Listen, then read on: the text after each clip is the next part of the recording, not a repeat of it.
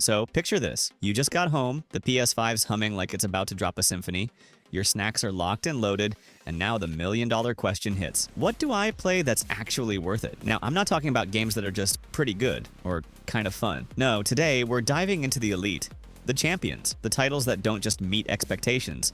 They slam dunk over them with a flaming sword in one hand and a platinum trophy in the other. These are the PS5 games that set the gold standard, the ones that made other devs sweat, the ones that made your jaw drop and your sleep schedule disappear. Some are cinematic masterpieces, others straight up chaos simulators, but the good kind. And hey, before you go, wait, where's insert obvious AA title? Just know, we're covering a mix. Some hits you know, others that might surprise you. Because let's be honest, half the fun is discovering the game you almost skipped, right? So grab your controller, mute that group chat, and let's dive headfirst into the 20 PS5 games that didn't just raise the bar. They melted it down and rebuilt it from scratch. Ready? Let's go. Alright, let's be real. Astrobot might look like a cute little tech demo you'd hand to your younger cousin, but the moment you boot it up, you're in for one of the most joyful platforming experiences on the PS5. No joke. This game is pure serotonin. It's like if Nintendo gave Mario a DualSense controller and said, hey, go nuts. Every step, jump, glide, or punch isn't just about gameplay. It's about showing off what your PS5 can do. Haptic feedback? Check. Adaptive triggers? Absolutely. There's even wind blowing through the controller that'll make you double check if someone cracked open a window. And the environments? They're basically a love letter to PlayStation history. You'll catch adorable cameos from Kratos, Nathan Drake, even Parappa the Rapper. It's like a party thrown by PlayStation's greatest hits, with Astrobot as your chipper little tour guide. But here's the kicker. Beneath all the PS5 gimmickry is a genuinely tight, creative platformer. You'll slide across ice, bounce through clouds, and fly through techno dreamscapes with buttery smooth controls. Astrobot might not have the epic drama of a God of War, but when it comes to pure gameplay magic, it punches way above its weight. So if you skipped Astrobot thinking it was just the pack-in game, you're missing out on one of the most charming showcases of what your PS5 is really capable of.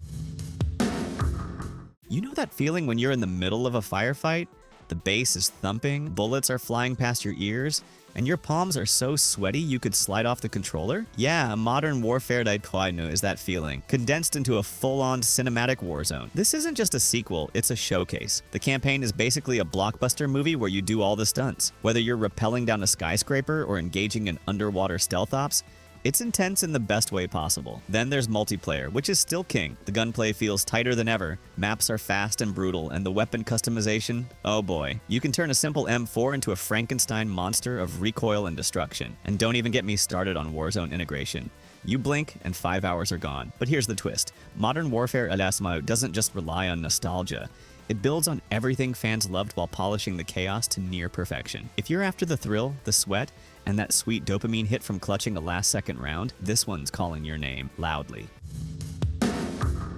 Let's be honest, when FIFA officially dropped the name, a lot of us raised an eyebrow. EA Sports FC? Really? But then you boot it up. And yeah, it's still the king of the pit. FC 24 takes everything you loved from FIFA and cranks it up a notch. The ball physics? Smoother. The animations? Cleaner. And the crowd? It finally feels like you're inside a stadium with fans who actually care. One of the biggest upgrades this year is Hypermotion Vitae. Sounds like a sci-fi weapon, but it's actually motion capture on steroid. Players now move like their real-life counterparts, which means Holland actually stomps like a Norse god, and Messi glides like he's got butter on his boots. Add to that a totally revamped career mode that feels deeper and less like a spreadsheet simulator, and we're finally seeing real evolution. Ultimate Team also got a nice shakeup. You can mix men's and women's players into the same squad, which honestly opens up a ton of possibilities. Chemistry matters more. Card design is fire, and opening packs still gives you that slot machine rush. No judgment here. Sure, it's not perfect. Online can still be a sweatfest, and goalkeepers sometimes forget they have hands. But for football fans, EA Sports FC 24 isn't just a name change. It's proof that the beautiful game still has plenty of magic left on the virtual pitch.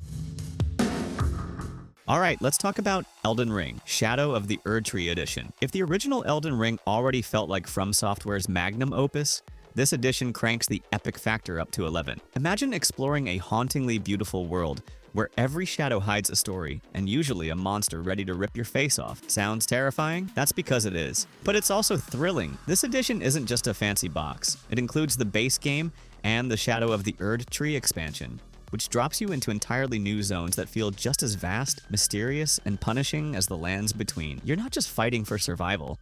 You're uncovering ancient secrets buried under layers of ashes and blood. The best part? Freedom. You can ride through toxic swamps, climb snowy peaks, or accidentally pick a fight with a dragon the size of a cathedral. And the storytelling? Classic FromSoft. Cryptic, poetic, and weirdly emotional once it hits you. If you're the kind of player who loves piecing together lore from item descriptions and environmental clues, this game respects your intelligence and punishes your overconfidence. Also, let's be honest, few games make getting wrecked by a tree feel this rewarding. You've been warned.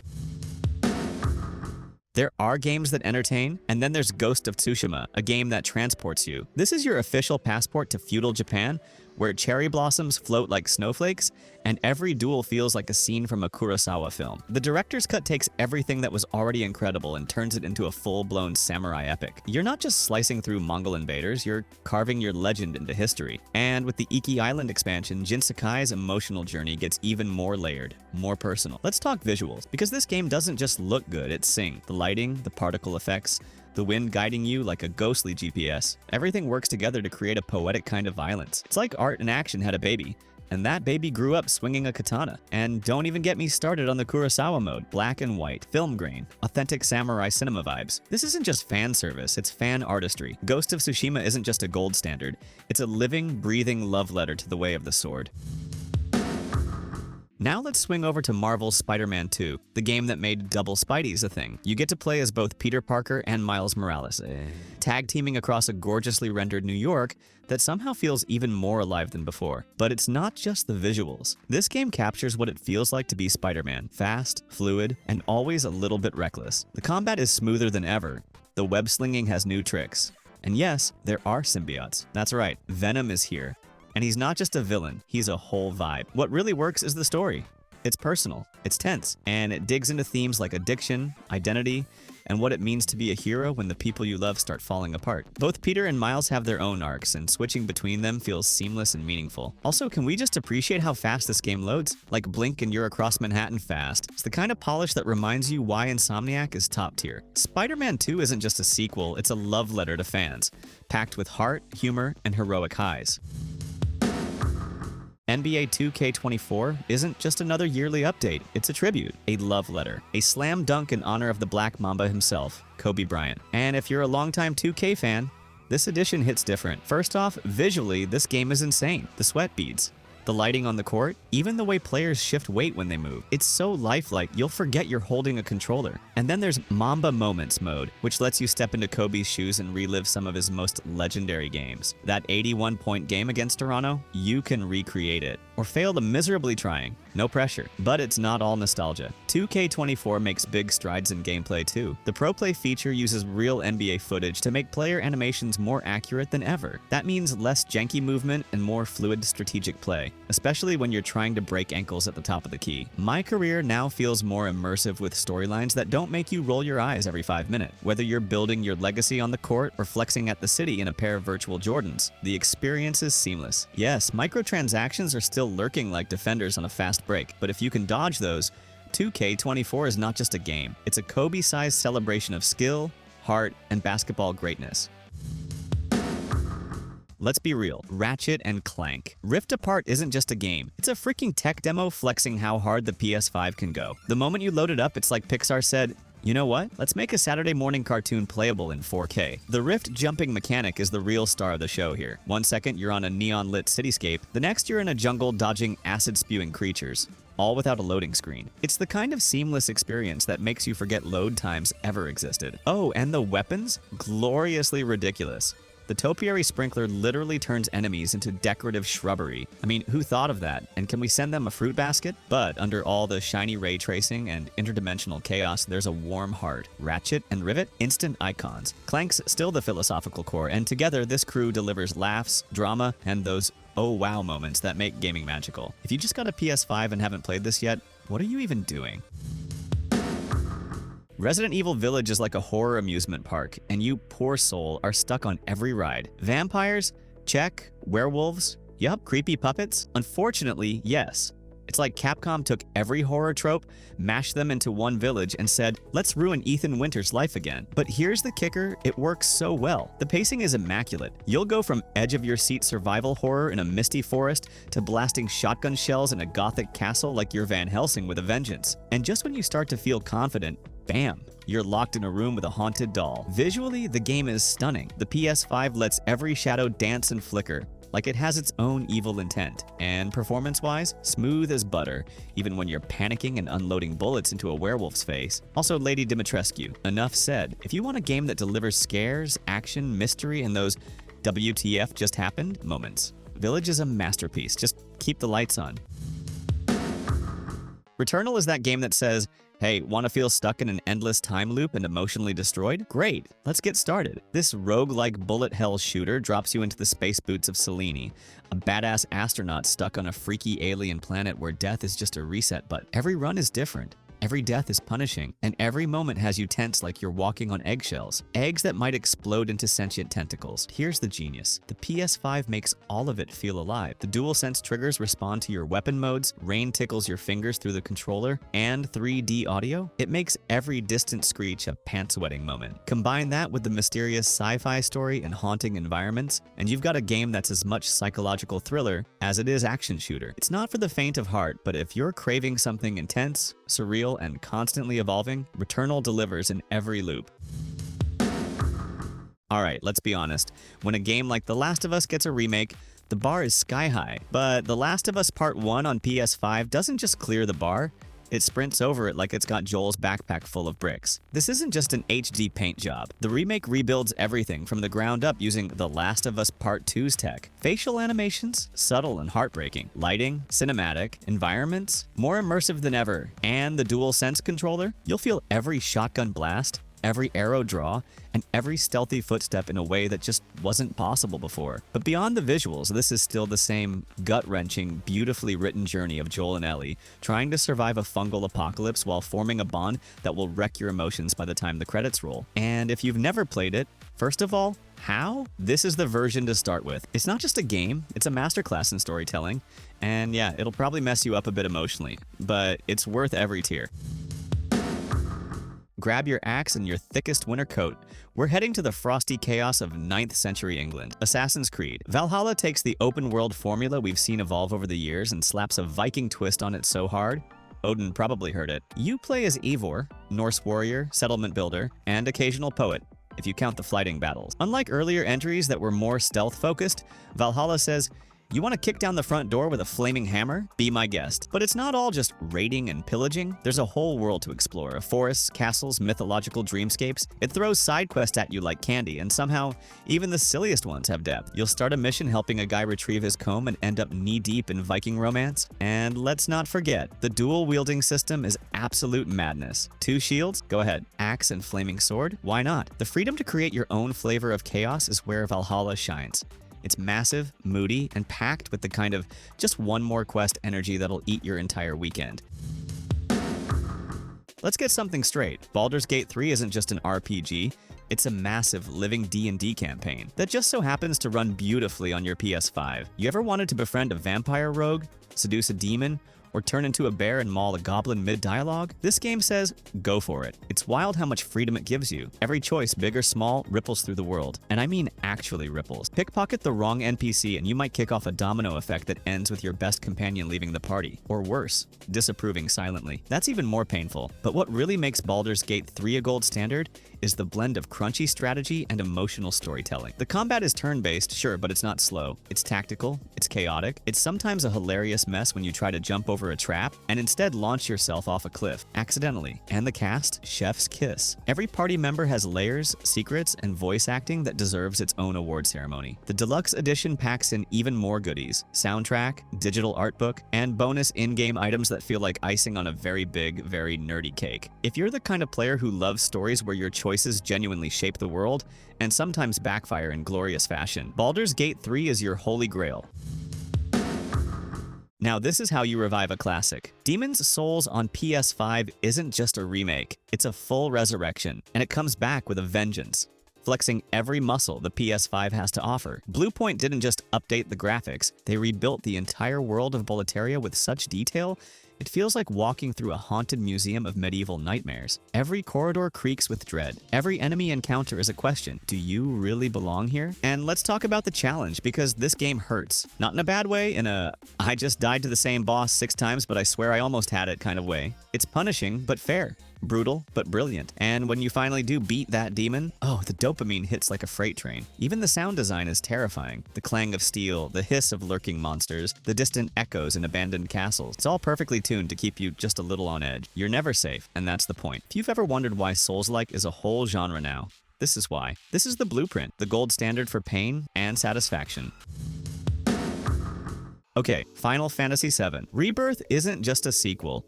It's a straight-up reimagination of one of the most iconic RPGs of all time, and Square Enix went all in. This isn't just same old Cloud and Sephiroth with a fresh coat of paint. It's a bold, cinematic, hold on to your Buster Sword kind of journey. The visuals? Unreal. Like screenshot everything kind of unreal. The cityscapes, the monsters, the spells, they've taken your childhood memories and dialed them up to 11. And yet, they still manage to surprise you. This isn't just fan service, it's a remix with new layers of meaning, character development, and yes, plenty of twists. Combat in Rebirth is a glorious dance between real-time action and strategic pause and plan. You're not just mashing buttons.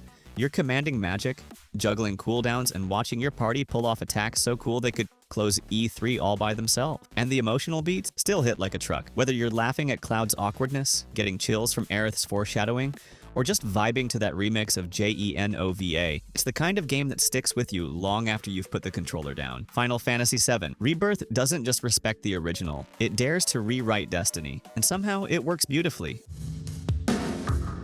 If you thought Kratos had mellowed out since the 2018 reboot, God of War Ragnarok reminds you, he's still the God of War. Only now, he's a god with dad jokes, emotional depth, and an axe that returns to his hand like Thor's hammer, but somehow cooler. This game takes everything great from the last one and dials it up. The story? Shakespearean-level drama with Norse gods. The combat? Crunchy, fluid, and brutal, with enough weapon variety to make your enemies wish they'd stayed in Valhalla. And Atreus? Not just a tag-along anymore, he's stepping into his own, and his growing power adds real weight to the father-son dynamic. But what really hits hard is the emotional storytelling. One moment you're ripping through an undead horde, and the next you're sitting by a campfire talking about fate, family, and forgiveness. It's like therapy with blades. And visually, this game is jaw-dropping. Every realm, from the frozen tundras of Midgard to the molten chaos of Muspelheim, is a screenshot waiting to happen. This isn't just a sequel, it's the emotional payoff to years of character building. Kratos didn't just evolve, he earned it.